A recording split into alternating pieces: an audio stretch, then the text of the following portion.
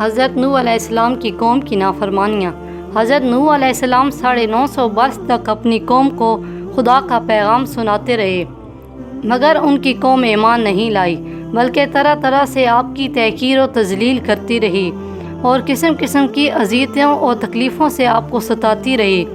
یہاں تک کہ کئی بار ان ظالموں نے آپ کو اس قدر تنگ کیا کہ آپ کو کپڑوں میں لپیٹ کر مکان میں ڈال دیا، مگر آپ پھر بھی مکان سے نکل کر دین کی تبلیغ فرمانے لگے۔ مگر ان مصیبتوں پر بھی آپ یہی دعا فرماتے کہ اے میرے پروردگار، تو میری قوم کو بخش دے اور ہدایت عطا فرما، کیونکہ یہ مجھ کو نہیں جانتے۔ حضرت نوح علیہ السلام کی تبلیغ کے جواب میں قوم نے سرکشی کا مظاہرہ کیا، آپ علیہ السلام کو جھوٹا قرار دیا، توحید کو ماننے اور شرک کو چھوڑنے سے انکار کر دیا،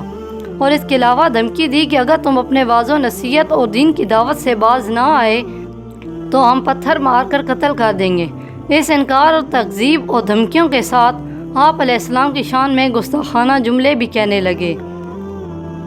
یہاں تک کہ ایک دن یہ وحی نازل ہو گئی کہ اے نوح، اب تک جو لوگ مومن ہو چکے ہیں ان کے سوا اور دوسرے لوگ کبھی ہرگز ایمان نہیں لائیں گے۔ اس کے بعد آپ اپنی قوم کے ایمان لانے سے نا امید ہو گئے اور آپ نے اس قوم کی ہلاکت کے لیے دعا فرما دی، اور اللہ تعالیٰ نے آپ کو حکم دیا کہ آپ پہ کشتی تیار کریں، چنانچہ آپ کشتی تیار کرنے میں مصروف ہو گئے۔ 100 برس میں آپ کے لگائے ہوئے ساگوان کے درخت تیار ہو گئے،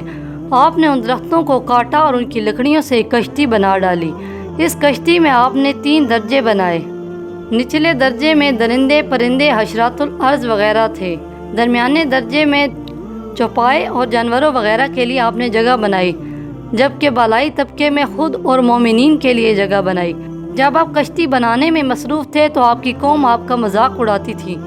کوئی کہتا کہ اے نوح، اب تم بڑھئی بن گئے، کوئی کہتا کہ اے نوح، پہلے تو تم کہا کرتے تھے کہ میں خدا کا نبی ہوں، اب اس خشک زمین میں تم کشتی کا کیا کرو گے؟ آپ علیہ السلام ان کے جواب میں یہی فرماتے کہ آج تم ہم سے مذاق کرتے ہو، لیکن مت گھبراؤ، جب خدا کا عذاب بصورت طوفان آ جائے گا۔ ان کی قوم پر عذاب نازل ہونے اور ان کی ہلاکت کا وقت آ گیا۔ اللہ تعالیٰ نے حضرت نوح سے اس عذاب کے نازل ہونے کی علامت یہ بیان فرمائی تھی کہ جب تم تندور میں سے پانی جوش مارتا ہوا دیکھو تو سمجھ لینا کہ عذاب کے نزول کا وقت آ پہنچا ہے۔ حضرت نوح علیہ السلام کے اہل خانہ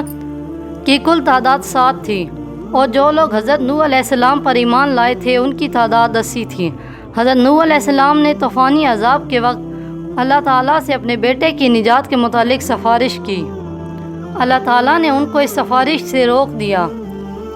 حضرت نوح علیہ السلام کی قوم پر جب عذاب آیا تو آسمان سے زبردست بارش برستی رہی، اور یہ لگاتار 40 دن رات برستی رہی، پانی پہاڑوں سے اونچا ہو گیا، یہاں تک کہ ہر چیز اس میں ڈوب گئی۔ تب اللہ تعالیٰ نے حضرت نوح علیہ السلام کو حکم دیا کہ اپنے مومنین اور درندے پرندے اور ان کے ایک ایک جوڑا کشتی میں بٹھا کر کوئی جودی پر لے جائیے۔ حضرت نوح علیہ السلام کا ایک بیٹا کنعان اور ایک بیوی کافرہ تھی، وہ بھی اسی طوفان میں غرق ہو گئے۔ غرق جب حکم الہی سے عذاب ختم ہوا تو سفینہ نوح کوئی جودی پر جا ٹھہری اور حکم پورا ہوا اور کشتی جودی پر ٹھہری۔ یہ قرآن پاک میں ارشاد فرمایا گیا ہے اور اعلان کر دیا گیا کہ قوم ظالمین کے لیے ہلاکت ہے۔ اللہ پاک ہمیں اپنے آقا حضرت محمد صلی اللہ علیہ وآلہ وسلم